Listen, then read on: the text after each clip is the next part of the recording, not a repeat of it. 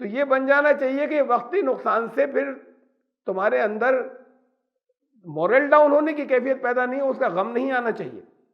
پھر اللہ پر تمہیں توکل کرنا ہے. میں نے سمجھایا تھا بڑی ڈیٹیل کے ساتھ میں توکل کا مطلب، کہ توکل کا مطلب یہ نہیں ہوتا کہ اب ہم بیٹھے ہیں سب ہم نے اللہ پہ چھوڑ دیا، کہ پھر اس کے بعد تمہارے پاؤں میں لغزش نہیں آئے.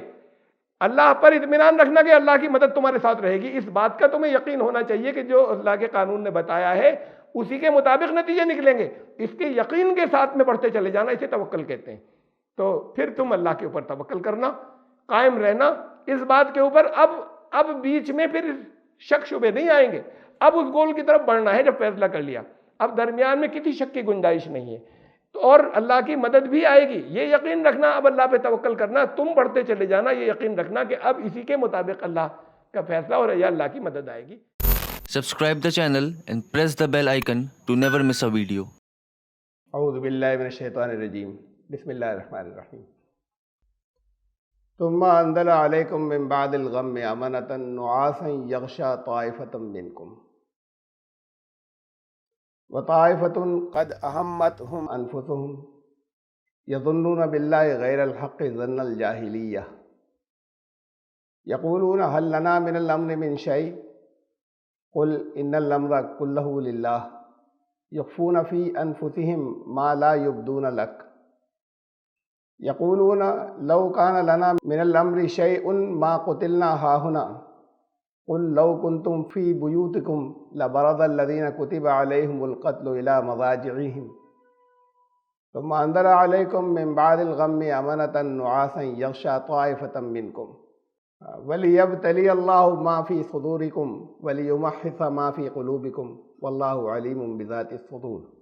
سورہ آل عمران کی آیت نمبر 154 154 سے آج کا درس شروع ہو رہا ہے. ذرا لمبی آیت ہے اور پہلے میں اس کا ترجمہ پڑھ دوں، بہت اہم آیت ہے یہ. پھر اللہ نے غم کے بعد تم پر امن نازل فرمایا. ایک نیند تھی، وہ ایک اونگ جو تم میں سے ایک گروپ کے اوپر چھا گئی تھی، اور ایک دوسرا گروپ ان کو ان کے اپنے اندر سے غم ملا، ان کے نفسوں نے ان کو غم دیا، اور اللہ کے بارے میں وہ یہ حق نہیں تھا لیکن گمان یہ کرتے تھے، وہ ایسے گمان جیسے جاہلیت کے گمان ہوں. اور وہ یہ کہتے تھے کہ کیا اس امر سے ہمارا بھی کوئی تعلق ہے، ہمارا بھی کچھ حصہ ہے. کہہ دو کہ یہ امر، یہ معاملہ تو سارا کا سارا اللہ کے ہاتھ میں ہے. وہ اپنے اندر چھپاتے تھے اس کو جو تمہارے اوپر ظاہر نہیں کرتے تھے، اور یہ کہتے ہیں کہ اگر ہمارے ہاتھ میں یہ معاملہ ہوتا، اختیار ہوتا ہمیں ذرا سا بھی، تو پھر ہم یہاں پر مارے نہیں جاتے، قتل نہیں ہوتے. کہہ دو تم اگر اپنے گھروں میں بھی ہوتے تو جن کے لیے لکھا جا چکا تھا قتل ہونا، وہ اپنے ٹھکانوں کی طرف واپس نکل آتے، اپنے ٹھکانوں کی طرف نکال لائے جاتے. ایسا اس لیے ہوا تاکہ اللہ جو تمہارے دلوں میں ہے اس کی آزمائش کرے، اور تمہارے دلوں میں جو کھوٹ ہے اسے نکال دے، اسے نکال کر باہر کر دے. اور سینوں میں جو کچھ بھی ہوتا ہے اس کو اللہ جاننے والا ہے. جنگ احد کا تذکرہ چل رہا تھا، آپ کو یاد ہوگا،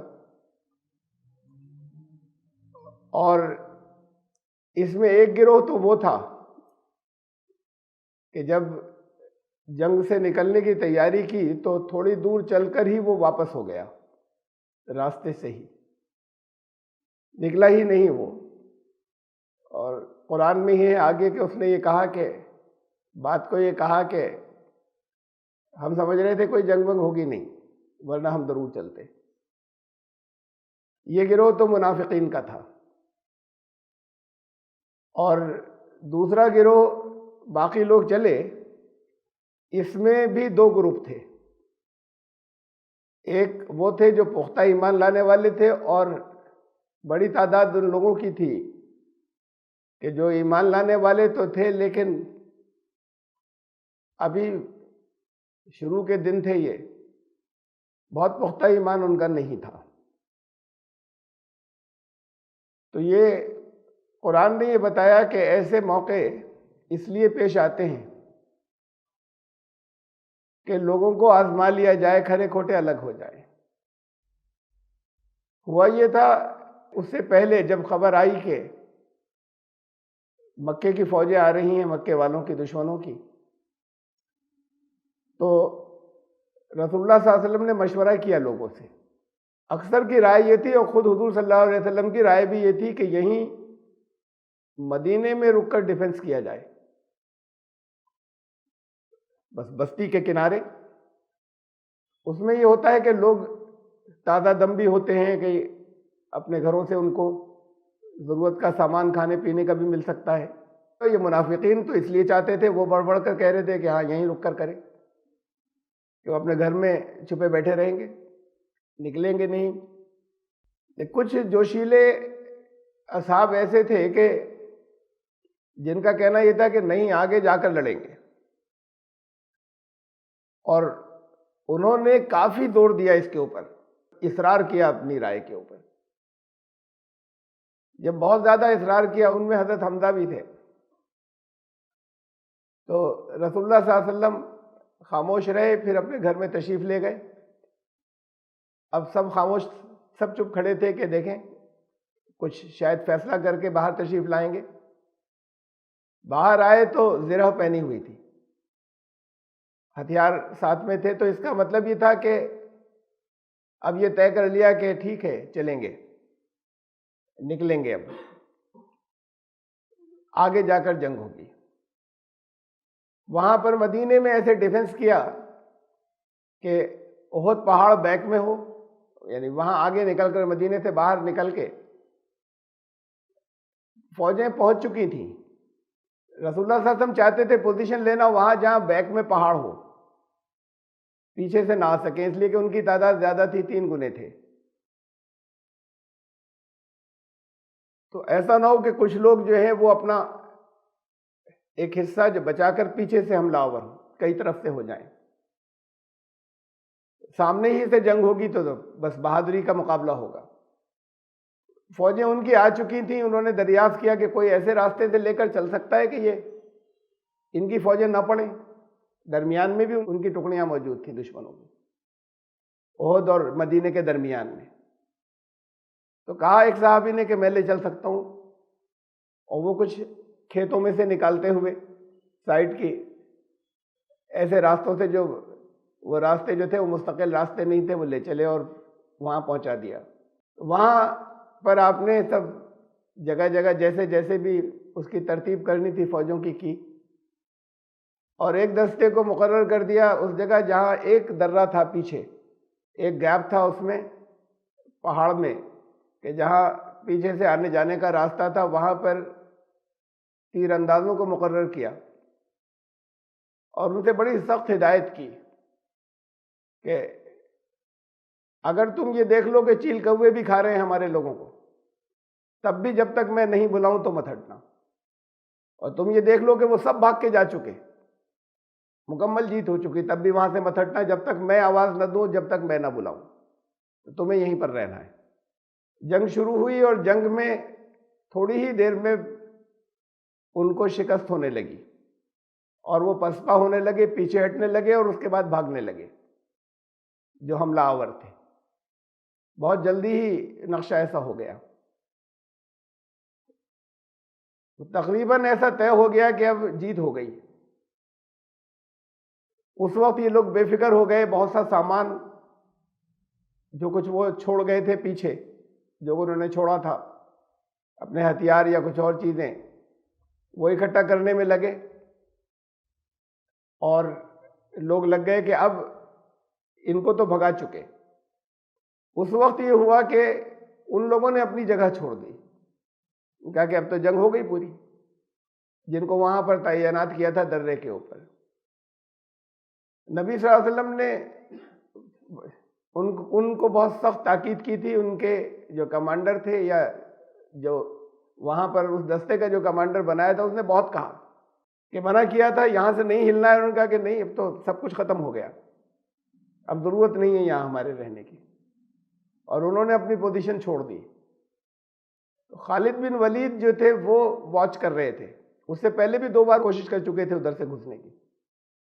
اپنے ایک ٹکڑے کو لے کر، اور ان لوگوں نے انہیں تیروں کے پر رکھ لیا تھا، یہ اوپر تھے تو وہ لوگ ادھر سے آ نہیں سکے تھے۔ انہوں نے پیچھے ہٹتے ہٹتے بھی انہوں نے واچ کر لیا کہ اب یہ جگہ خالی ہو گئی ہے، اور پھر وہ ادھر سے انہوں نے ایک فوج کا ایک حصہ لے کر وہاں سے حملہ بولا۔ یہ بالکل بے خبری کی حالت میں تھے، اچانک حملہ ہوا اور کھلبلی مچ گئی، کسی کی سمجھ میں ہی نہیں آیا، ہتھیار بھی بالکل سنبھالنے کے موقع نہیں ملے، اور اس وقت اس گھبراہٹ کے عالم میں بہت سے پھر بھاگے،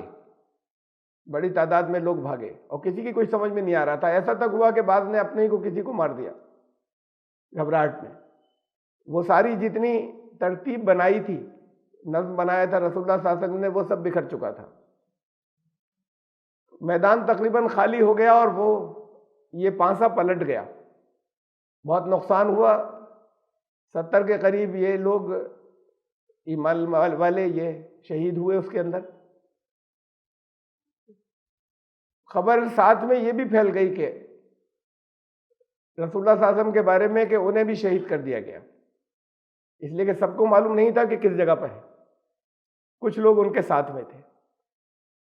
اور کسی کو کسی کا ہوش نہیں تھا کہ کون کہاں ہے، اور اس افواہ سے اور زیادہ بے پناہ بے چینی پھیل گئی۔ اس موقع کا تذکرہ کرتے ہوئے بتایا کہ یہ لوگ جو تھے، جو بھاگے تھے،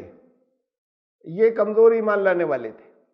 یا جو گھبرا گئے تھے، یا جنہوں نے کچھ حکم نہیں مانا تھا، ان کا ایمان اس درجے کا نہیں تھا کہ ذرا سا بھی لغزش پاؤں میں نہیں آئے۔ ان کے رسول اللہ صلی اللہ علیہ وسلم وہاں سے نہیں ہٹے، اپنی جگہ نہیں چھوڑی، اس لیے کہ دشمنوں کو بھی ایگزیکٹلی معلوم نہیں تھا کہاں ہے، کس جگہ ہے، ان کو سراؤنڈ کیے ہوئے تھے کچھ صحابہ، تو یہ محسوس نہیں ہوتا تھا کہ کس جگہ ہے۔ جب یہ لوگ بھاگے اور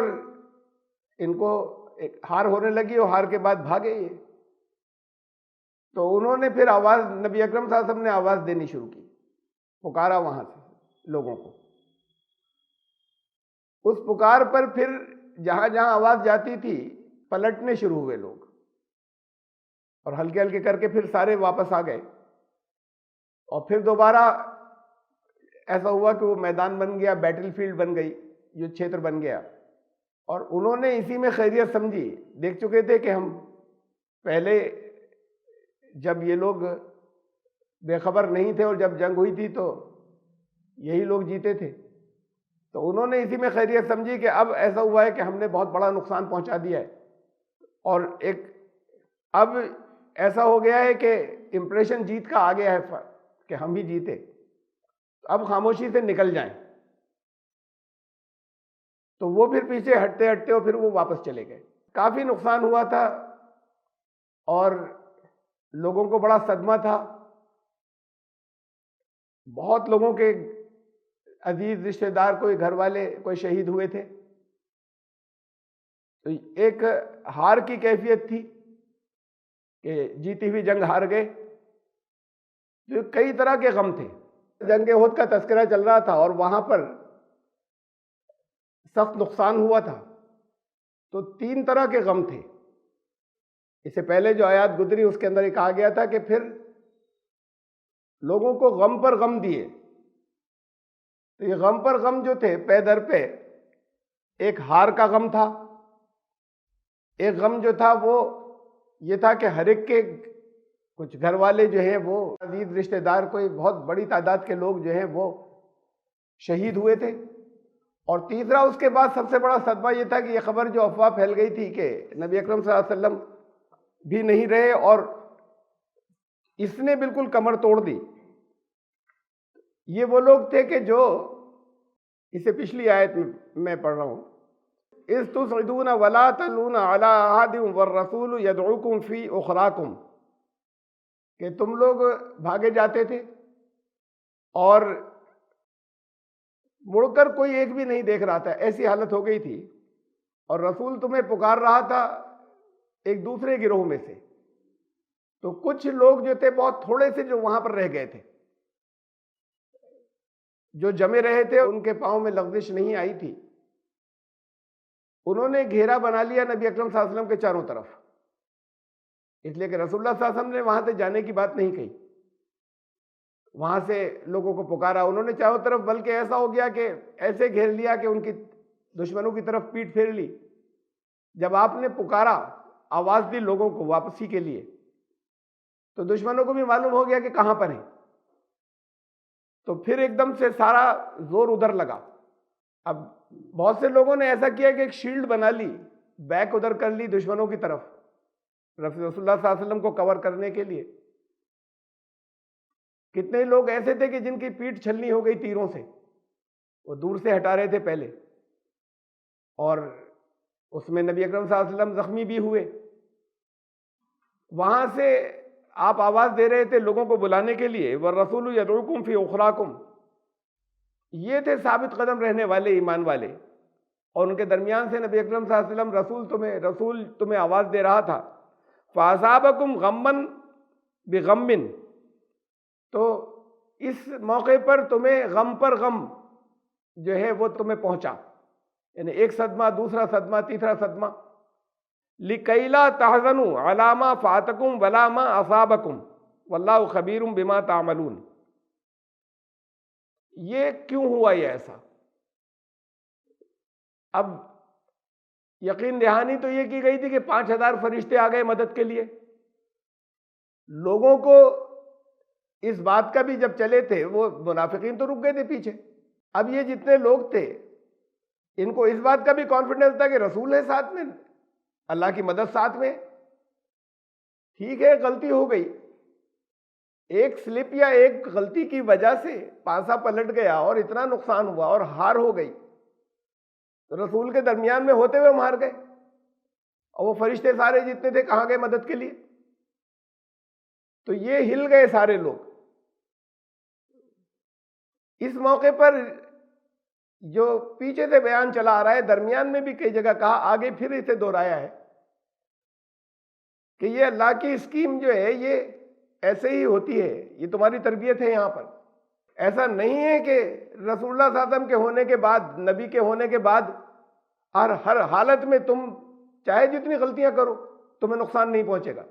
وہ قانون تو اپنی جگہ کام کرے گا، اللہ کا قانون۔ یہ تو تمہاری ثابت قدمی تھی، تمہاری جانثاری تھی، اس کے ساتھ اللہ کی مدد آتی ہے۔ غلطیاں کرو گے، خلاف ورزی کرو گے حکم کی، تو نقصان آئے گا، چاہے تمہارے درمیان میں رسول موجود ہو۔ یہ پوری ایک تربیت کرنی تھی کہ تب ایسا نہیں ہوگا کہ وہ فرشتے، تو آپ کو میں بتا چکا ہوں پہلے بھی کہ فرشتے اس لیے نہیں ہوتے کہ وہ دشمنوں کی گردنیں مارنا شروع کر دیں، وہ مدد تو اطمینان نازل کرنے کی ہوتی ہے، لیکن اپنی اس حالت سے وہ ہٹ گئے جس کے اوپر کوئی ان کے قلب کے اوپر اطمینان نازل کرتا۔ اب ذہن ان کے دوسری طرف متوجہ ہو گئے، پہلے صرف اپنے مقصد کی طرف سارے ذہن تھے، اب جب یہ ذہن دوسری طرف منتقل ہوئے تو پھر وہ مدد جو ہے وہ اللہ کی جو ساتھ میں تھی وہ مدد ہٹ گئی، اگر رسول کے ہوتے ہوئے درمیان میں یہ بتایا لِكَيْ لَا تَحْزَنُوا عَلَىٰ مَا فَاتَكُمْ وَلَا مَا أَصَابَكُمْ، پھر واپس پلٹ کر آئے پکارنے پر۔ تو اس پورے واقعے کو بیان کرنے کے بعد، اور یہ آگے اور کافی دور تک گیا ہے، واقعے کی تفصیلات بیان کرنے کے بعد درمیان میں اصول بتاتے چلے گئے ہیں، اور تربیت کی بات اللہ کی طرف سے آتی چلی گئی ہے کہ یہ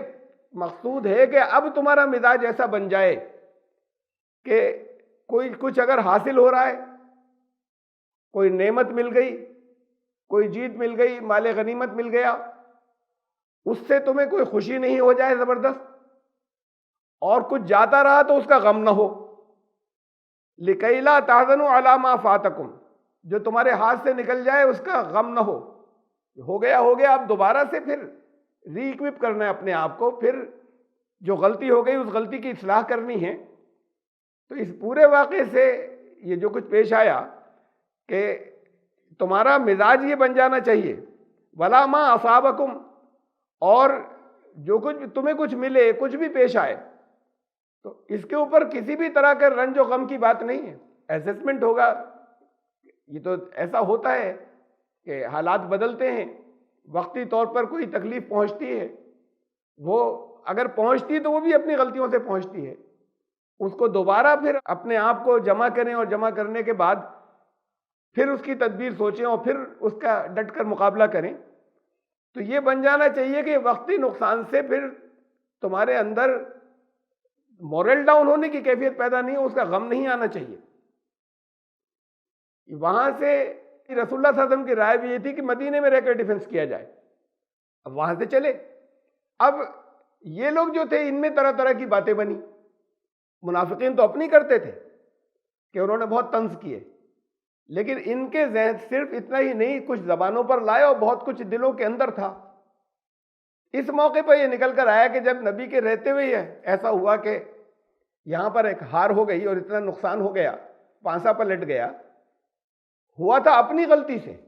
الزام جو ہے ذہنوں میں جو آ رہا تھا، شک ان کی طرف سے آ رہا تھا کہ یہ سارے وعدے سچے بھی تھے یا نہیں تھے، کوئی فرق پڑتا ہے ان کے رہنے سے؟ نہیں پڑتا ہے۔ تو یہ گمان بھی ذہنوں کے اندر آنے لگے تھے۔ یہ وہ لوگ تھے جو ایمان واجب منافقین نہیں تھے، لیکن جب عام حالات میں اپنے جانثار ہیں، ہر بات پہ حکم پر عمل کرنے کے لیے تیار ہیں، لیکن جب ایک ٹرائل آیا اور زبردست ٹرائل آیا تو اس ٹرائل کے اندر یہ بھی بتایا آگے کہ یہ آتے اسی لیے ہیں اور یہ ٹرائل لائے جاتے ہیں۔ ایسے حالات اللہ نے پیدا کیے کہ وہاں مدینے میں رہ کر ڈیفنس نہیں کریں اور یہاں آئیں، اور یہاں ایسے موقع پیش آ جائیں کہ یہ معلوم ہو جائے کہ تم غلطی کرو گے تو ہوگا نقصان۔ اس وقت ان کے دلوں میں شکوک پیدا ہو گئے جو ایمان والے تھے،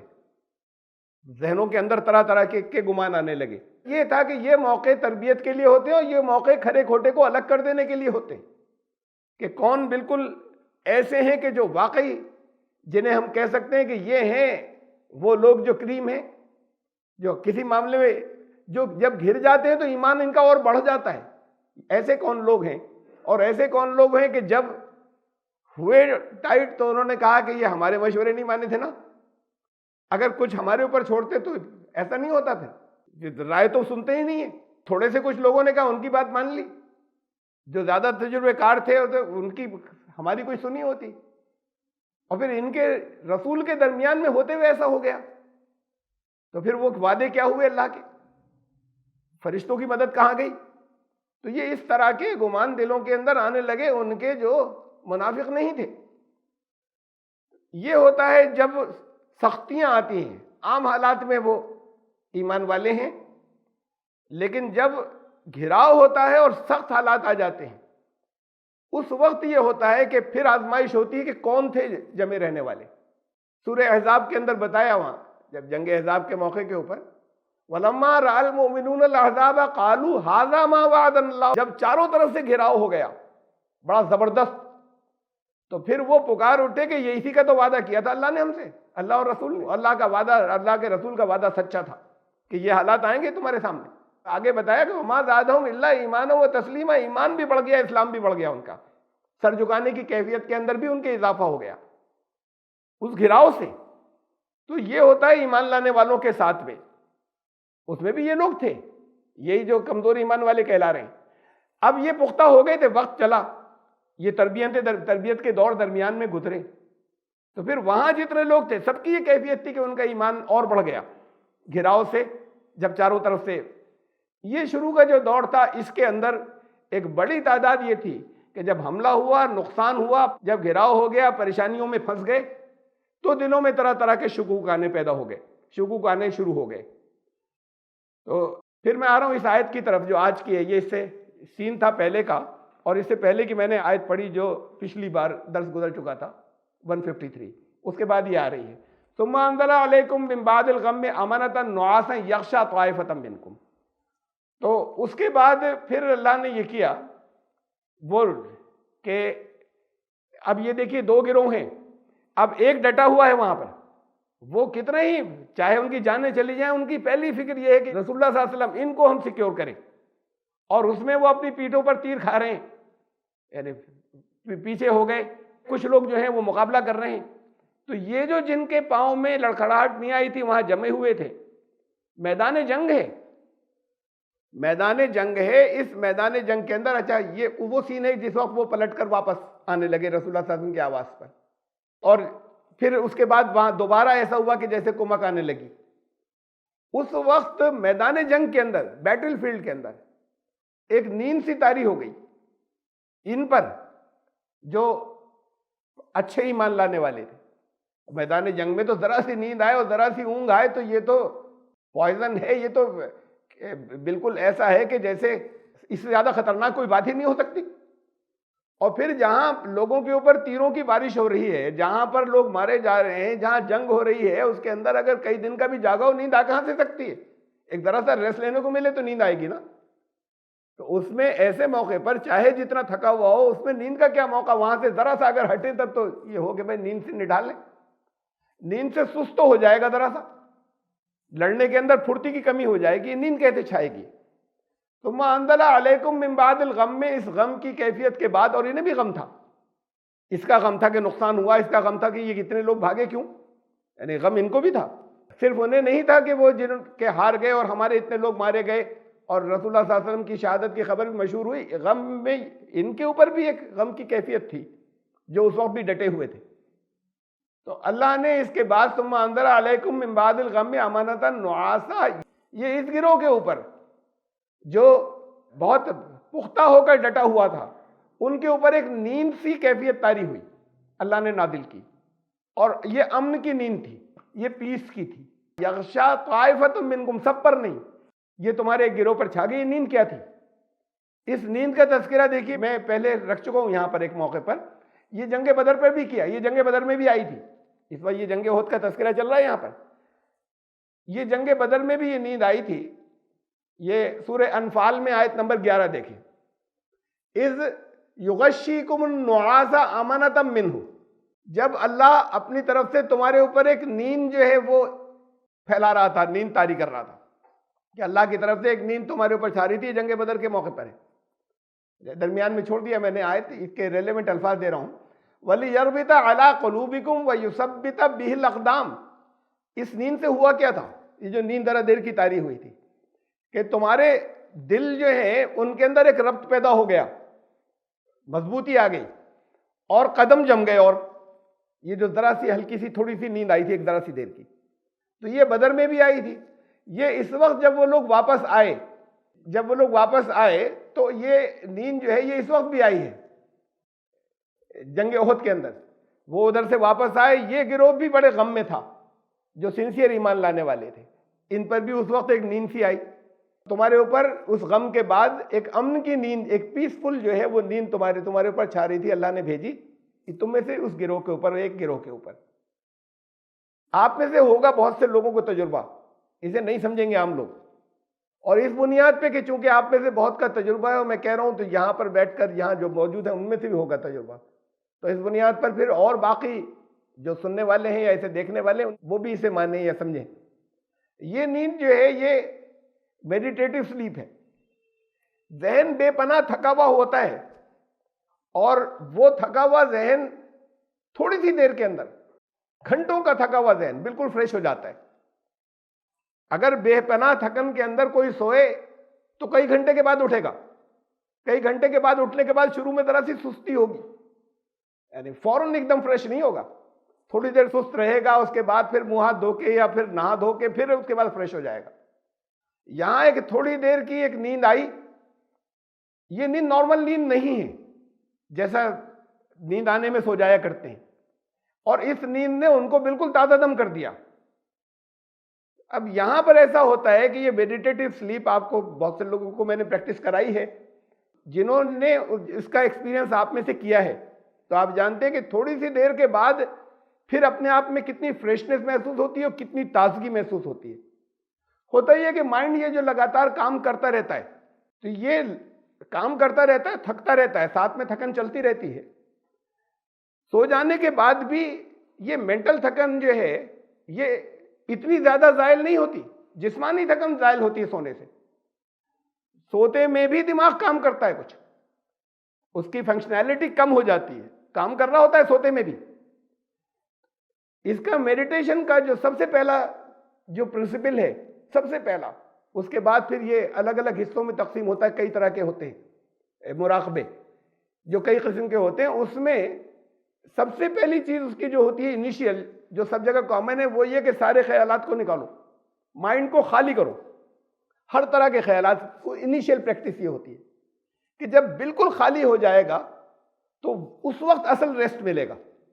کہ اس کا فنکشن ذرا دیر کے لیے رکے۔ تو وہ تھوڑی سی دیر اگر ایسا ہو جائے تو وہ اتنا فریش کر دیتا ہے کہ جیسے بہت اچھا، بہت گہری نیند بہت دیر تک سوئے تو پورے جسم کے اوپر وہ اثر انداز ہوتا ہے۔ تو یہ چیز تھی، یہ ہر ایک نہیں سمجھ سکتا اسے، یا یہ بتانے کے بعد اب سمجھ میں آئے گی، یا جن کو تجربہ آپ میں سے ہے ان کی سمجھ میں آئے گا کہ تھوڑی سی دیر کے اندر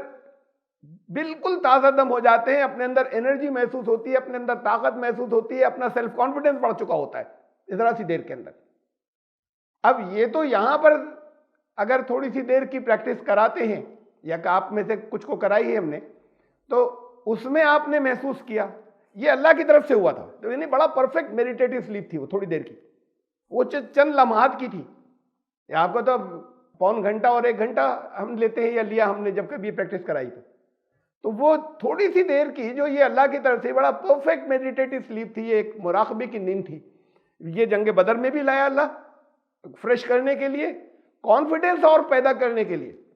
کہ ایک اعتماد جو ہے وہ بہت بڑھ گیا، ایک انرجی پوری باڈی کے اندر جو ہے وہ بڑھ گئی۔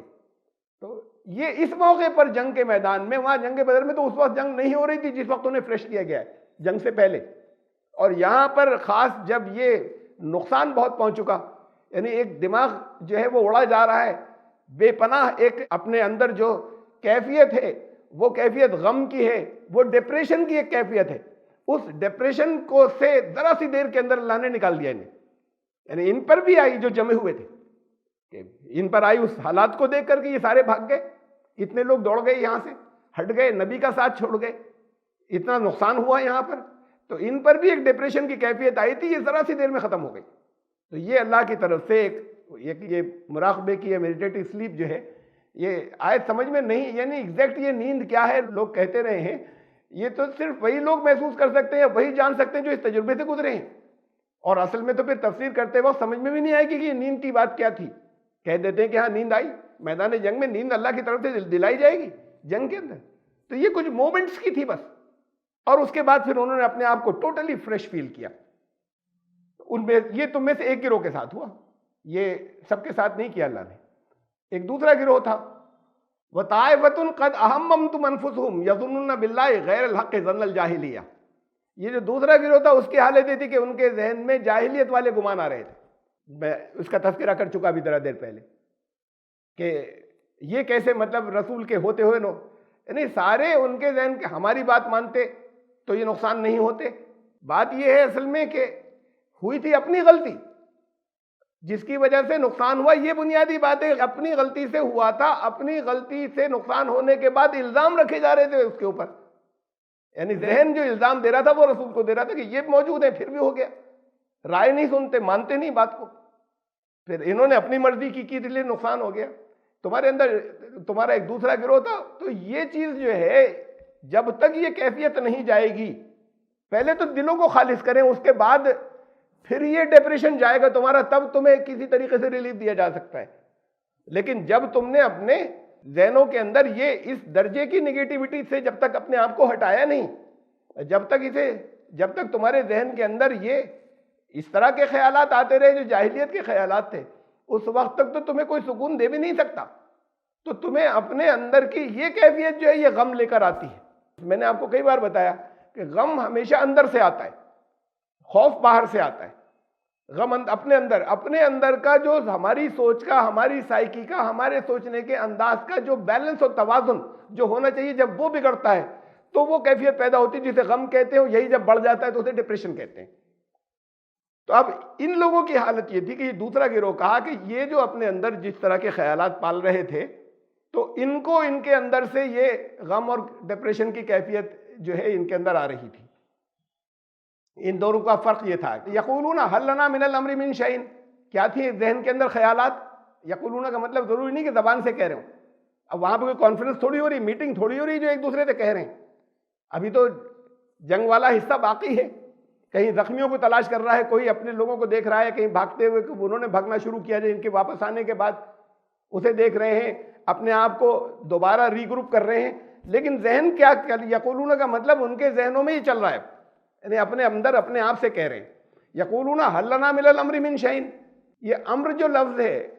میں اس کو بھی آپ کو بہت مرتبہ واضح کر چکا ہوں کہ امر اسے کہتے ہیں جب تک کوئی اسکیم یا کوئی منصوبہ یا پلان جو چل رہا ہوتا ہے اور فیصلہ اس کے بعد کیا، ایک فیصلے کی جگہ تک آ گیا. میں نے کئی بار مثال دی، جیسے کوئی آرکیٹیکٹ ہے، اس نے ڈرا کیا کسی بلڈنگ کا نقشہ، اب اس کے ذہن میں وہ بن رہا ہے، بگڑ رہا ہے. ایسا نہیں ہوا کہ جو کچھ کسٹمر کو یا ان کو کلائنٹ کو جو کچھ ملا اسی حالت کے اندر کھٹ سے آ گیا. یہ کئی دن تو اس کے ذہن کے اندر بنتا رہا اور اس کے بعد پھر وہ کمپیوٹر سے نکل کر آیا سامنے. جب پہلے اس کے ذہن کے اندر فارم ہو گیا وہ، تو پہلے ایک اسکیم تھی، پھر وہ اس اسکیم نے ایک فیصلے کا رخ اختیار کیا، اس فیصلے کا رخ اختیار کرنے کے بعد پھر اس نے اسے فیڈ کیا، اور فیڈ کرنے کے بعد وہ پیپر کے اوپر آیا. تو یہ پیپر پر آنے سے پہلے تک کی پوزیشن امر ہوتی ہے. جب وہ ظاہر ہو جائے، سامنے آ جائے، تو اسے خلق کہتے ہیں. یعنی اب اس کے فیصلے کے امپلیمنٹ ہونے، نافذ ہونے سے پہلے تک کا حصہ جو ہوتا ہے، فیصلہ جو ہوتا ہے، وہ امر ہوتا ہے کہ ابھی نافذ نہیں ہوا ہے. تو یہی اللہ کا امر ہوتا ہے. یہ انسانوں کا قل یقولون حل لنا من الامر من شیء، کہ یہ اسکیمیں بنانے میں، یوجنائیں بنانے میں، اس کا فیصلہ کرنے میں ہمارا بھی کوئی حصہ ہے کہ نہیں ہے. اب شکایتیں یہ ہیں ذہنوں کے اندر جو چل رہی ہیں، وہاں کام کر رہے ہیں فیلڈ پر، یا جو کچھ ضرورت تھی، جو فوجی تھے واپس آ گئے، لیکن شکایت ہے دل کے اندر. یہ نگیٹیوٹی شکایت اس حالت کے اندر ان کو ریلیف دیا بھی نہیں جا سکتا تھا. یہ شکایت جو تھی اندر کہ ہماری باتیں نہیں مانی گئی، ہماری رائے، ہمارا تو ایسا ہے کہ جیسے کوئی سنی نہیں جاتی. کوئی کسی فیصلے کے اندر ہم نے تو دی تھی اپنی رائے، ہماری کہاں سنی جاتی ہے؟ تو پھر تو کیا ہوگا، نقصان تو ہوگا ہی. قل ان الامر کلہ للہ، کہہ دو اللہ کا رسول موجود ہے، فیصلے سارے اللہ کے. یہ جو کچھ ہوا یہ اس لیے ہوا کہ یہاں پر اس موقع پر ٹیسٹ کر لیا جائے کہ کون کون کدھر ہے، کس جگہ پر کون کہاں کھڑا ہے. تو یہ اللہ کی طرف سے یہ حالات اس لیے پیش آئے. جب تک یہ سختیاں نہیں آتی ہیں تو پھر کھرے کھوٹے الگ نہیں ہوتے. یا کن کو ابھی تربیت کی ضرورت ہے، کن کو ابھی اپنے ایمان کو اور مضبوط کرنے کی ضرورت ہے. منافق تو یہ نہیں تھے. یخفون فی انفسہم ما لا یبدون لک، یہ ظاہر تمہارے اوپر جو نہیں کر رہے تھے وہ اپنے دلوں کے اندر چھپائے ہوئے تھے. یقولون لو کان لنا من الامر شیء ما قتلنا ہاہنا، یہ کہہ رہے تھے وہ، یعنی ان کے ذہن کہہ رہے تھے، دلوں میں یہ تھا یہاں پر مارے نہیں جاتے اتنے لوگ. اگر اس امر کے اندر، ڈیسیشن میکنگ کے اندر اگر ہمارا ہاتھ ہوتا، ہمارے بات مانی جاتی، ہمیں اختیار ہوتا فیصلہ کرنے کا، تو یہاں پر اتنے لوگ قتل نہیں ہوتے، مارے نہیں جاتے. قل لو کنتم فی بیوتکم لبرز الذین کتب علیہم القتل الی مضاجعہم، ان سے کہہ دو کہ اگر تم، جن کے لیے یہ طے تھا کہ قتل ہونا ہے، وہ لوگ لازماً اپنی جہاں پر قتل ہونا ہے وہاں نکل کر کھنچ کر چلے آتے، اگر اپنے گھروں کے اندر بھی اگر ہوتے تو. اب یہ دیکھیے کہ پھر یہاں پر یہ بات ایک آ رہی ہے کہ اپنے فیصلے کا دخل نہیں بچا. یعنی یہ بات جو میں کہتا رہا ہوں درمیان میں آتی رہی ہے پہلے بھی، کہ انسان کے اپنے فیصلے کا دخل ہوتا ہے. ایسا نہیں ہوتا کہ بس سب چیزیں اللہ نے لکھ دی اور کر دی، فائنل کر دی، تو وہ فائنل کر دی تو اب پھر انسان تو کٹ پتلی ہو گیا. آگے تم اگر گھر پہ اپنے رک جاتے تب بھی مارے جاتے، تم کھنچ کر چلے آتے وہاں پہ جہاں تمہیں قتل ہونا تھا. یہ اس چیز کو جو فیٹ یا تقدیر، اس کو میں بہت مرتبہ سمجھا چکا ہوں بہت ڈیٹیل کے ساتھ میں. تو اس میں سے جنہوں نے، آپ نے وہ پچھلے یہاں پر نہیں موقع ہے کہ اتنی تفصیل سے میں بتا سکوں، تو اسے دیکھیے گا وہ تقدیر یا فیٹ کے اوپر جو لیکچرز ہیں، تو چیزیں زیادہ واضح ہو جائیں گی. ہمارے فیصلوں کا اپنا دخل ہوتا ہے، ہمیں آزادی ہوتی ہے، اور ان فیصلوں کی وجہ سے نفع نقصان ہوتے ہیں ان فیصلوں کی وجہ سے. لیکن اس کے باوجود بہت سی چیزیں ایسی ہیں کہ جہاں پر ہمارا نہ ذہن جاتا ہے، آؤٹ سائڈ فیکٹرز ہوتے ہیں جو ہمارے کنٹرول میں نہیں ہوتے، جن کی ہم پلان بھی نہیں کر سکتے، جن کی ہم تدبیریں بھی نہیں کر سکتے، ہمارے علم میں بھی نہیں ہوتا. دوسروں کی بہت سی چیزیں ہوتی ہیں، باہر کے ماحول کی بہت سی چیزیں ہوتی ہیں جس کے اثرات ہمارے اوپر پڑتے ہیں. دوسرا کیا پلان کس جگہ پہ کر رہا ہے جو ہمارے علم میں نہیں ہے، جس کا ہم کاؤنٹر نہیں کر سکتے. تو ساری تدبیریں ہم نہیں کر سکتے، اتنا حصہ ہمارا اللہ کے ہاتھ میں ہم چھوڑتے ہیں یا چھوڑا جاتا ہے، یا وہ اللہ کے کنٹرول کے اندر ہوتا ہے۔ یہ اللہ کا فضل ہوتا ہے، اور یہ فضل بھی ہر ایک کو نہیں ملتا، یہ فضل بھی جو اس کا مستحق ہوتا ہے اس کے لیے اللہ کا فضل اس کے ساتھ میں ہوتا ہے۔ یہ موت اور زندگی بھی ایسے ہی ہے کہ انسان علاج کرے تو گھڑیاں اس کی بڑھ جاتی ہیں، اگر علاج نہیں کرے تو یہ موت اور زندگی، یعنی اس کے لیے قانون ہے اللہ کا بنا ہوا، اسے کہتے ہیں مقرر، یعنی وہ قانون طے ہے۔ اب اس قانون کے اندر بھی صرف ہم علاج کر لیں، صرف اتنی سی بات نہیں ہوتی، بہت سے فیکٹرز ایسے ہیں کہ جو کسی کو نہیں معلوم، وہ پھر اللہ کے کنٹرول کے اندر ہوتے ہیں۔ ان دونوں کا ملا کر ایک کمپلیکس قانون ہے، وہ قانون پورے طریقے سے جیسا بھی اللہ کا جس طریقے سے اس قانون اور اس ضابطے کے مطابق ہوتا ہے جو کچھ ہوتا ہے۔ تو یہ بتایا کہ اس ضابطے کے مطابق جنہیں پھر الٹیمیٹلی مرنا ہوتا، ان کے اعمال کا اس کے اندر یقیناً حصہ ہوتا، لیکن اس کے باوجود بہت سی چیزیں اللہ کی طرف سے ہوتی ہیں، انہیں نہیں معلوم، پھر ان کی فائنل اس قانون اور ضابطے کے مطابق جیسے ان کی موت لکھی ہوئی تھی جس جگہ، وہ اسی جگہ ہوتی پھر اس قانون اور ضابطے کے مطابق۔ تو ان سے یہ کہہ دو کہ وہ تو وہاں اپنے قتل گاہوں کی طرف کھنچ کر آ جاتے اگر وہ اپنے گھروں کے اوپر بھی ہوتے۔ یہ واقعات اس لیے پیش آئے وَلِيَبْتَلِيَ اللَّهُ مَا فِي صُدُورِكُمْ، کہ تمہاری ٹرائل ہو جائے اور تمہاری آزمائش ہو جائے کہ تمہارے سینوں میں کیا ہے اور تمہارے دلوں میں کیا ہے، اس کا ٹرائل ہو جائے۔ یہ حالات یہ اس لیے پیش آئے، اس لیے وہاں پر ایسا ہوا کہ رسول اللہ صلی اللہ علیہ وسلم کی رائے یہ بن گئی، یعنی سوچ کر نہیں ہوا یہ، لیکن وہاں پر جو رائے بن گئی، اپنی رائے کے خلاف انہوں نے مائنورٹی کی مانی، کم لوگوں کی رائے مان لی تھی اور اس میں جیتے تھے، پھر اپنی غلطی سے پانسا پلٹا تھا، اس میں فتح ہوئی تھی۔ یہ جنگ بدر میں بھی بتایا کہ وہ حالات کیوں پیش آئے تھے، وہ مارکا کیوں ہوا تھا، وہ ایسا وہاں پر اس طرح کی سچویشن تھی کہ چاہتے تو جنگ اوائڈ ہو جاتی، اور ابھی کوئی پریسیڈنس نہیں تھا، ابھی اس سے پہلے کی کوئی نظیر نہیں تھی کہ اتنے کم لوگ کم سامان کے ساتھ میں لڑیں گے تو کیا ہوگا، آگے کیا ہوگا، اس کی کوئی نظیر بھی سامنے اس سے پہلے نہیں تھی۔ تو اگر چاہتے تو وہاں پہ جنگ بچ سکتی تھی، وہ سچویشن تھی وہاں پر، لیکن اس کے بعد اللہ نے وہاں پہ فرمایا کہ یہ اس لیے ہوا کہ اللہ کے فیصلے واضح ہو جائیں، سامنے آ جائیں، ایسے جو اللہ کا اسکیم ہے، پروگرام ہے لوگوں کے لیے، وہ کلیئر ہو جائے اور سامنے آ جائے۔ یہاں پر بھی یہ حالات اس لیے پیش آئے کہ ان مائنورٹی کی یہ کم لوگوں کی رائے مان لی گئی، اور پھر یہاں آئے، پھر یہ دکھایا گیا کہ دیکھو تمہاری غلطی سے تمہارا نقصان ہوا۔ پھر یہاں پر یہ ہوا کہ کھڑے کھوٹے الگ ہوئے، کہا کہ اس لیے ہوا، یہ حالات اس لیے پیش آتے ہیں اللہ کی طرف سے کہ تمہاری اللہ جو ہے وہ تمہارا ٹرائل کرے، تمہارے دلوں میں کیا ہے، وَلِيُمَحِّصَ مَا فِي قُلُوبِكُمْ، اور تمہارے دلوں کے اندر کھوٹ جو ہے وہ نکل کر سامنے آ جائے، یعنی اب کھڑے ہو جائیں۔ اب اس کے بعد اصول بتائے جائیں گے، سمجھایا جائے گا، ٹریننگ ہوگی، یہ چل رہا ہے، یہ جنگ احد کے بعد آیا ہے، ایسا تھوڑی کہ میدان جنگ میں نازل ہو رہی ہیں آیات۔ تو اب چیزیں سمجھائی جا رہی ہیں اور بتائی جا رہی ہیں، اس کا انالیسس جو ہے وہ اللہ کی طرف سے آ رہا ہے، تربیت کی بات آ رہی ہے کہ تمہارا کھوٹ جو ہے وہ ابھی ہے تمہارے اندر باقی، وہ کھوٹ تمہارا الگ کر دیا جائے اور تم کھڑے ہو جاؤ۔ واللہ علیم بذات الصدور، تمہارے دلوں میں جو کچھ ہوتا ہے اللہ اس کا علم رکھتا ہے۔ ان الذین تولوا منکم یوم التقى الجمعان انما استزلهم الشیطان ببعض ما کسبوا، تو جب دونوں جس دن فوجیں ملی تھی تو اس وقت جو نقصان پہنچا وہ اس لیے ہوا کہ تم میں سے کچھ کے اوپر شیطان حاوی ہو گیا تھا، یعنی تمہارے خیالات جو ہیں وہ ابھی بالکل مکمل صاف پاکیزہ نہیں ہوئے تھے کہ تمہارے وسوسوں کا تمہارے اوپر اٹیک نہیں ہو، تو تمہارے اوپر ابھی اندر چیزیں باقی تھی۔ یہ وہ لوگ جو ایمان لانے منافقین نہیں ہیں، تمہارے اپنی کچھ غلطیاں ہیں، ان غلطیوں کی وجہ سے ایسا ہوا، ان غلطیوں کی وجہ سے ہی بھاگے بھی، ان غلطیوں کی وجہ سے ذہن کی یہ کیفیت بھی پیدا ہوئی۔ تو ابھی تم اپنی تربیت کرو، ابھی تم اپنے آپ کو ٹھیک کرو، تمہاری اپنی غلطیوں کی وجہ سے جس دن یہ دونوں فوجیں ملی تھیں تمہارے ہی اپنی بعض اعمال جو ہیں اس کی وجہ سے یہ سچویشن تمہارے ساتھ میں پیش آئی اور تمہارے اندر کمزوری نظر آئی۔ انہیں بس شیطان نے تم میں سے بعض کو بھڑکایا، کس لیے؟ ایسے نہیں کر سکتا شیطان، ببعض ما کسبوا،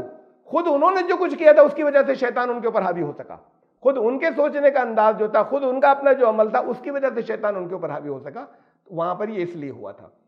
وَلَقَدْ عَفَا اللَّهُ عَنْهُمْ، لیکن یہ منافق لوگ نہیں تھے، غلطی ہوئی، نقصان ہوا، تو اللہ نے پھر ان کو معاف کیا، ان کی اس خطا کو معاف کیا۔ اور معافی میں بتا چکا ہوں، عفو قرآن کے اندر کہتے ہیں کہ جا رہے ہیں، یہ دیکھا کہ صاحبزادے ہیں ادھر کھڑے ہوئے، کوئی ہیں سگریٹ پی رہے ہیں ادھر، ذرا سی ہوا نظر بچا لی، نکل گئے کہ چلو بچ، یعنی اس کو نظر انداز کیا، ایسا کہ جیسے ہم نے دیکھا ہی نہیں غلطی کو، ایسے نہ، اسے کہتے ہیں معافی، عفو، اعراض کر کے نکل جانا۔ اللہ نے پھر تمہاری غلطی کو مزید آگے اور نہیں بڑھانے کے بعد اب معاف کر دیا، چھوڑ دیا۔ ان اللہ غفور حلیم، اللہ تو پردہ پوشی فرمانے والا بھی ہے اور حلیم بھی ہے۔ حلیم بھی اسی کو کہتے ہیں کہ ایسا نہیں کہ ذرا ذرا ہی بات پہ بھڑک اٹھے، بلکہ بہت بھاری بھرکم، جیسے بہت بردبار، کہ یہ اللہ کی صفات ہے۔ یا ایھا الذین آمنوا لا تکونوا کالذین کفروا وقالوا لاخوانہم اذا ضربوا فی الارض او کانوا غزا لو کانوا عندنا ما ماتوا وما قتلوا۔ اب یہ منافقین کی بات ہو رہی ہے۔ ایمان لانے والوں، بلکہ کہا کہ دیکھو اے ایمان لانے والوں، کہا ہی نہیں جا رہا ہے، یہ جو کمزور ایمان یا سب سے کہا جا رہا ہے، سب کو ملا کر کہ اے ایمان لانے والوں، تم یہ باتیں کفر کی ہیں، تم باتیں مت کیا کرو یہ درمیان میں جو آ جاتی ہیں، تم ان کی طرح مت ہو جاؤ کہ جنہوں نے یہ کفر والے کرتے ہیں، وہ جو منافقین بیٹھ رہے تھے انہوں نے کہا تھا تم بھی انہی کی طرح کی باتیں سوچنے لگے، جنہوں نے یہ کہا اپنے بھائیوں سے کہ اگر زمین میں اگر تم نہیں نکلتے، کسی سفر میں نہیں جاتے، یا اس طرح کی باتیں وہ کہتے ہیں، فلاں جگہ گئے تھے نا، دیکھو ایکسیڈنٹ ہو گیا، نہیں جاتے، تم اگر نہیں نکلتے یا تم جہاد پر نہیں نکلتے، او کانوا غزا لڑائی پر نہیں جاتے، لو کانوا عندنا ما ماتوا وما قتلوا، ہمارے پاس رکتے تو نہ مرتے اور نہ مارے جاتے، نہ قتل ہوتے۔ تم یہ اس طرح کی باتیں جو لوگ کرتے ہیں، یہ منافقین کرتے ہیں، اس طرح کے وسوسے تمہارے اندر نہیں آنے چاہیے، ایمان لانے والوں کے اندر اسے اپنے اندر سے نکالو اور اپنے آپ کی یہ سیلف ٹریننگ اسے کرو تم۔ لیجعل اللہ ذالک حسرۃ فی قلوبہم، پھر بتایا، وجہ بتائی انالیسس کے اندر کہ یہ ان کے اندر ہمیشہ کے لیے ایک حسرت رہ جاتی ہے، اب جیت کر آئے تو کاش ہمارا بھی حصہ ہوتا اس کے اندر، اب انہیں تو پھر مشورے نہیں لی جائیں گے، تھوڑا سا سائڈ ٹریک کیا جائے گا، الگ کیا جائے گا لوگوں کو، بہت سی اور چیزوں کے اندر ان کا حصہ نہیں ہوگا، تو یہ ایک حسرت ہے جو رہ جائے گی کہ یہ تو ہوا، جیت تو یہ نہیں کی ہوئی، ہم بھی ہوتے وہاں پر، ہم پیچھے ہٹ گئے تھے، سب کی نظروں میں نہیں آتے، طرح طرح کی چیزیں ہوتی ہیں، پھر ایک حسرت ہے جو ساتھ میں رہ جاتی ہے۔ تو یہ اللہ نے یہ اس لیے بھی ہوتا ہے، یہ سب چیزیں بتائیں کہ ان حالات کے اندر کیا ہوتا ہے اور یہ حالات کیوں لائے جاتے ہیں، کہ پھر ان کو سزا ان کی حسرت دیتی رہتی ہے اور وہ جلاتی رہتی ہے ان کو اپنے اندر، اور پھر یہ ایک حسرت وہ بھی ہے جو جلاتی ہے، اور کچھ لوگوں کے دلوں میں یہ جو ہیں وہ ایمان لانے والے جن کی ابھی تربیت کرنی ایمان والے تھے، کہ ان کے اندر کی جو حسرت ہے انہیں پھر آگے اس بات کے اوپر انسپائر کرتی ہے کہ اب آئندہ نہیں ہونے دیں گے ایسا، یہ ایک بار تو ہو گئی غلطی، حسرت رہ گئی کہ ہم بھی وہاں پر جمے رہنے والوں میں سے ہوتے، ہم بھاگ کھڑے ہوئے تھے، یہ دونوں طرح کی حسرتیں، کہا کہ اس لیے کہ ان کے دلوں کے اندر یہ حسرت رہے۔ واللہ یحیی و یمیت، زندگی اور موت تو اللہ کے ہاتھ میں ہے، یہ زندگی اور موت ایسی نہیں ہے جیسی تمہیں نظر آتی ہے، اصل زندگی اور موت یہاں زندہ ہوتے ہیں، اور قرآن کہتا ہے کہ یہ زندہ نہیں ہے، مردہ ہیں یہ جو چل رہے ہیں، یہاں مر جاتے ہیں، قرآن کہتا ہے انہیں مردہ مت کہنا، یہ اللہ کی راہ میں جو گئے، یہ اللہ کی راہ میں یہاں پہ ختم ہو گئے، مارے گئے، انہیں مردہ تو لفظ بھی استعمال مت کرنا ان کے لیے۔ تو یہ زندگی اور موت جو ہے یہ جو ہے اللہ زندگی دے سکتا ہے، اللہ کا قانون، اللہ کا قانون زندگی دیتا ہے، اللہ کا قانون موت دیتا ہے، یہاں زندہ رہتے ہوئے مر جاتے ہیں، تم اس بات کو سمجھو۔ اور یہاں جو لوگ تم کہتے ہو مردہ ہو گئے وہ ہمیشہ کے لیے زندہ ہو جاتے ہیں، واللہ بما تعملون بصیر۔ تو یہ زندگی اور موت جیسا تم سمجھتے ہو ویسے نہیں ہے، یہ اللہ کے قانون نے جو زندگی اور موت رکھی ہے، اور یہاں پہ بھی مادی اور یہاں پر جو بھوتک جو زندگی اور موت آتی ہے وہ بھی اس قانون کے تحت آتی ہے، تمہاری تدبیروں کا اس کے اندر دخل ہوتا ہے، لیکن صرف تمہاری تدبیروں سے وہ سب کچھ فائنل نہیں ہوتا، زندہ رہنا اور مرنا، ورنہ ہمیشہ کوئی زندہ رہے پھر کبھی مرے ہی نہیں، کوئی کبھی نہیں مرے، اس لیے کہ اپنی تدبیر سے بچ جائیں گے، تو پھر وہ اللہ کا قانون اپنی جگہ کام کر رہا ہوتا ہے۔ واللہ بما تعملون بصیر، تمہارے جتنے اعمال ہیں سب پر اللہ کی نظر رہتی ہے۔ وَلَئِن قُتِلْتُمْ فِي سَبِيلِ اللَّهِ أَوْ مُتُّمْ لَمَغْفِرَةٌ مِّنَ اللَّهِ وَرَحْمَةٌ خَيْرٌ مِّمَّا يَجْمَعُونَ، تم اگر اللہ کے راستے کے اندر اگر مارے جاتے، قتل ہوتے، اور یا تمہیں موت آتی اللہ کے راستے میں، تو پھر اس میں کیا ہوتا؟ اللہ کی مغفرت ملتی، اس کی رحمت تمہارے ساتھ میں آتی۔ یہ ان تمام چیزوں سے زیادہ ہے جسے لوگ اکٹھا کرنا چاہتے ہیں، یہ ان سب سے بڑھ کر ہے۔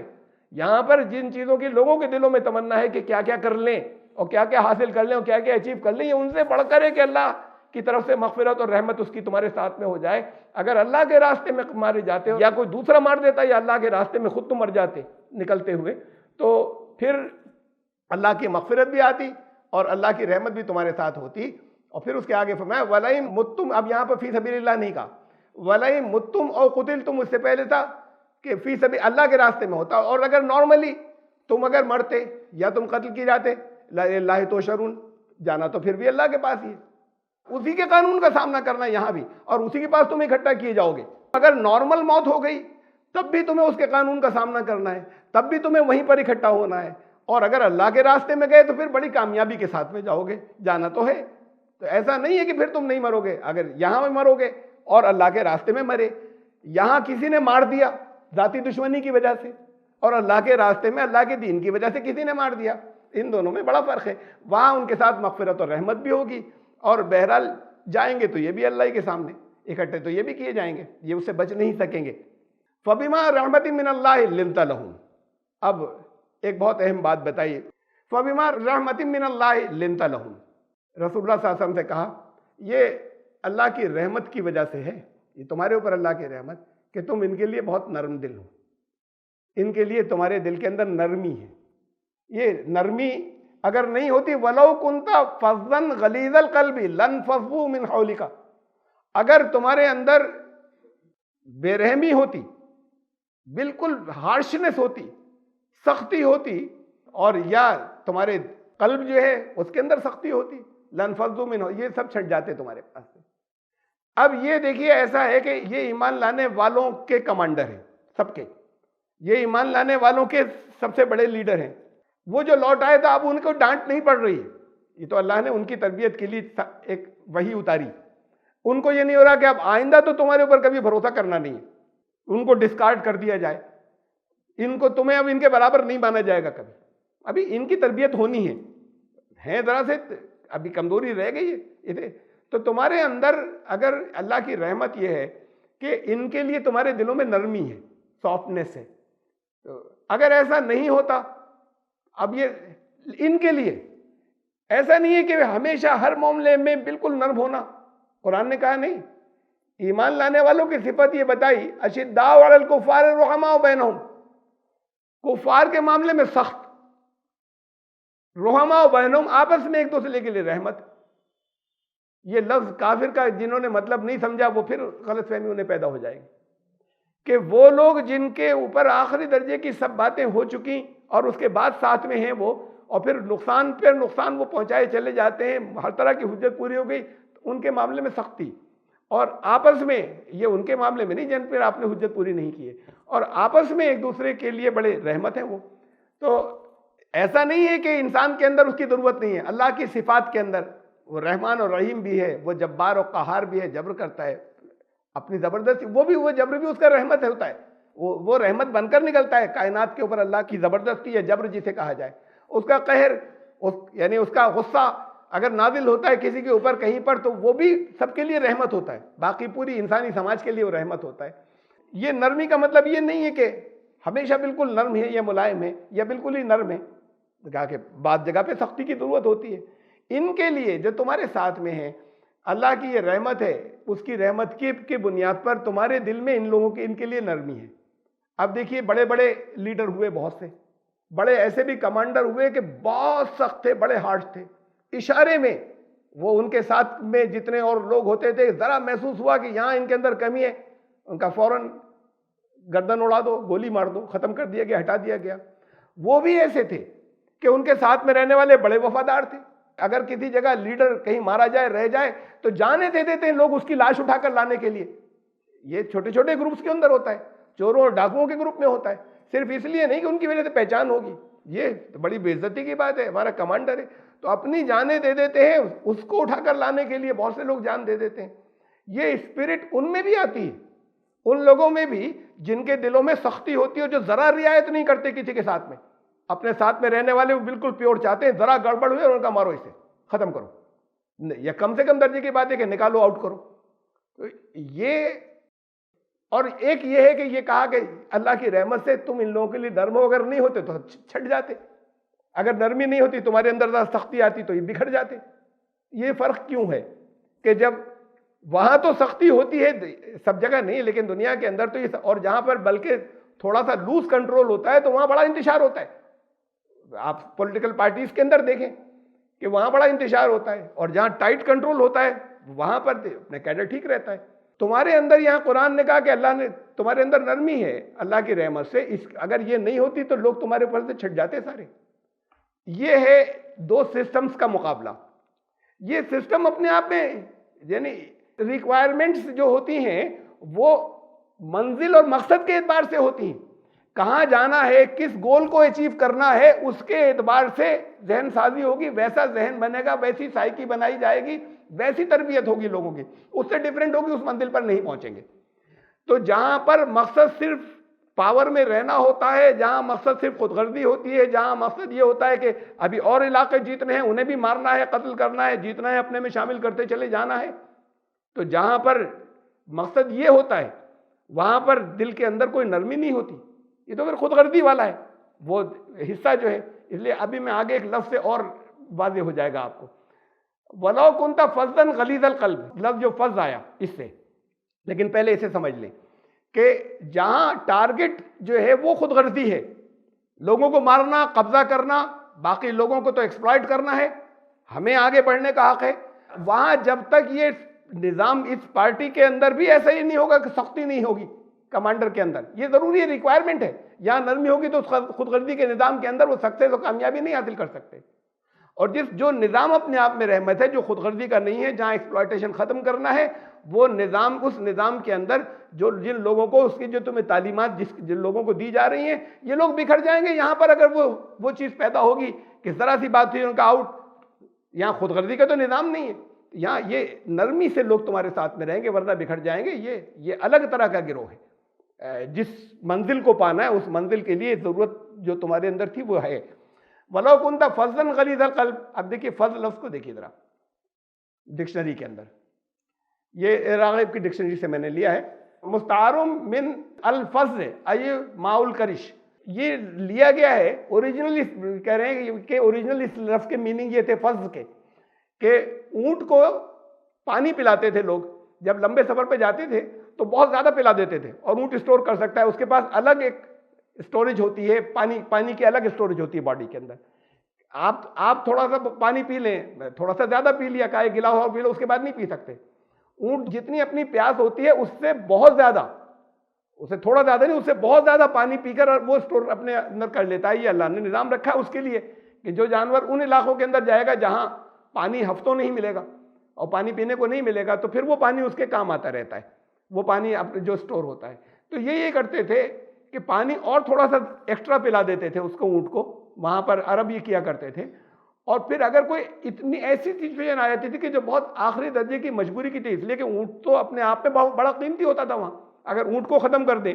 تو پھر اپنی جانوں کے خطرے پڑ جائیں، چلنے کے لیے، سامان ڈھونے کے لیے، بہت سی اور چیزوں کے لیے۔ تو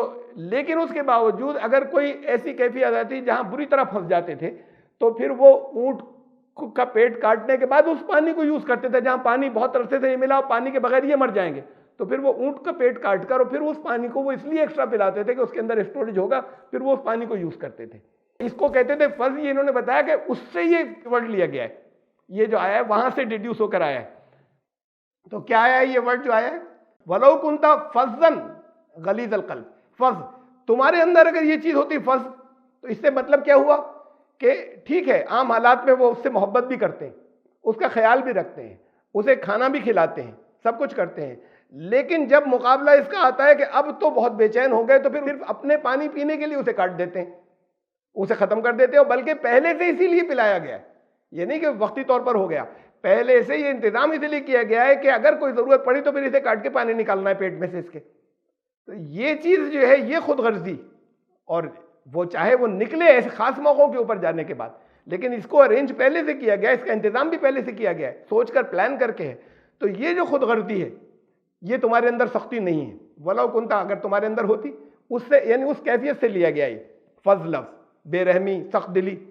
غلیظ القلب، غلیظ بھی سختی کو کہتے ہیں، تمہارا دل سخت ہوتا، لَانفَضُّوا مِنْ حَوْلِكَ، تمہارے پاس سے یہ سب چھٹ چکے ہوتے۔ فَاعْفُ عَنْهُمْ، تو اب یہ جن سے غلطی ہوئی،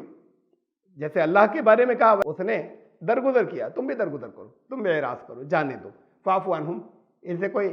وہ مت کرنا جواب طلب کے بیٹھ کے میٹنگ ہو رہی کہ تم سب تو بھاگ گئے تھے، تو یہ ایسا نہیں ہوگا۔ فَاعْفُ عَنْهُمْ وَاسْتَغْفِرْ لَهُمْ، ان کے لیے اللہ سے مغفرت طلب کرو کہ ان کی غلطی کا ان کو نقصان نہ ہو۔ وَشَاوِرْهُمْ فِي الْأَمْرِ،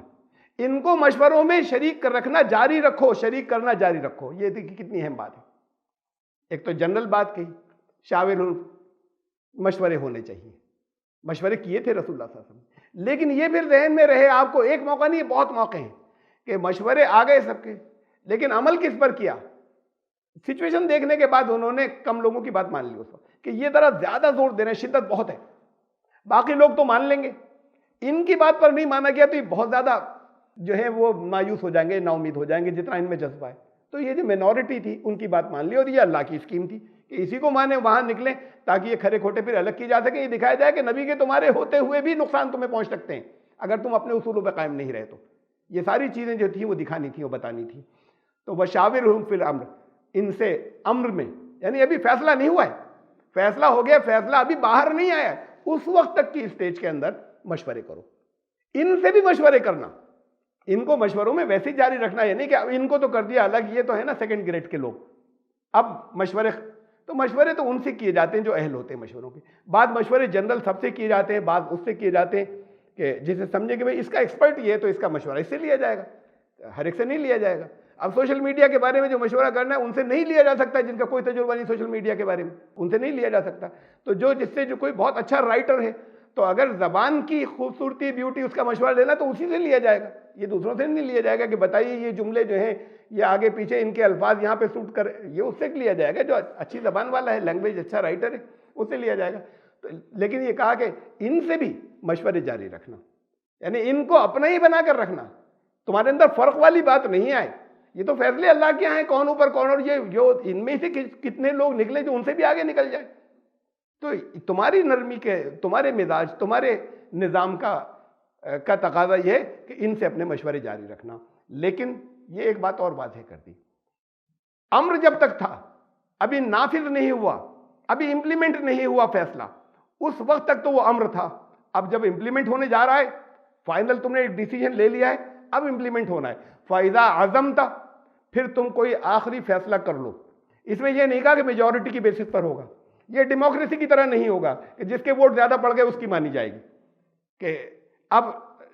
ہمارے یہاں تو اکثر ایسی شورا ہوتی ہیں، دینی جماعتوں کے اندر بھی ہوتی ہیں، کہ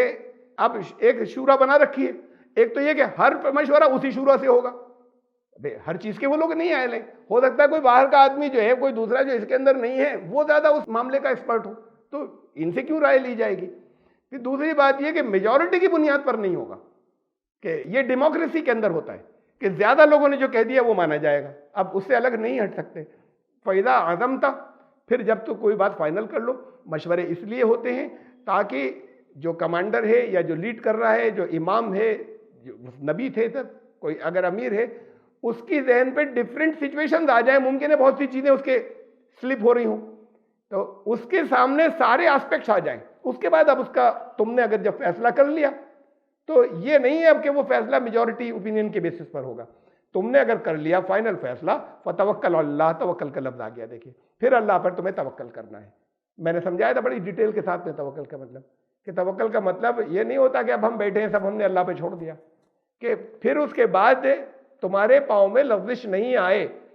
اللہ پر اطمینان رکھنا کہ اللہ کی مدد تمہارے ساتھ رہے گی. اس بات کا تمہیں یقین ہونا چاہیے کہ جو اللہ کے قانون نے بتایا ہے اسی کے مطابق نتیجے نکلیں گے. اس کے یقین کے ساتھ میں بڑھتے چلے جانا، اسے توکل کہتے ہیں. تو پھر تم اللہ کے اوپر توکل کرنا، قائم رہنا اس بات کے اوپر. اب بیچ میں پھر شک شبے نہیں آئیں گے، اب اس گول کی طرف بڑھنا ہے جب فیصلہ کر لیا. اب درمیان میں کسی شک کی گنجائش نہیں ہے، تو اور اللہ کی مدد بھی آئے گی، یہ یقین رکھنا. اب اللہ پہ توکل کرنا، تم بڑھتے چلے جانا، یہ یقین رکھنا کہ اب اسی کے مطابق اللہ کا فیصلہ اور یا اللہ کی مدد آئے گی. ان اللہ یحب المتوکلین، اللہ محبوب رکھتا ہے ایسے توکل کرنے والوں کے لیے. یعنی مدد ان لوگوں کے لیے آتی ہے کہ جو بالکل اپنے پھر گول کے اس سے ہٹتے نہیں ہیں، پھر درمیان میں ایک دفعہ طے ہو گیا تو اس گول پر نظر رکھ کر وہ بڑھتے چلے جاتے ہیں اور اس کا یقین رکھتے ہیں کہ نتیجہ اسی کے مطابق نکلے گا، اس لیے کہ اللہ کا قانون ہے. یہ اس بات کے اوپر وہ یقین رکھتے ہیں.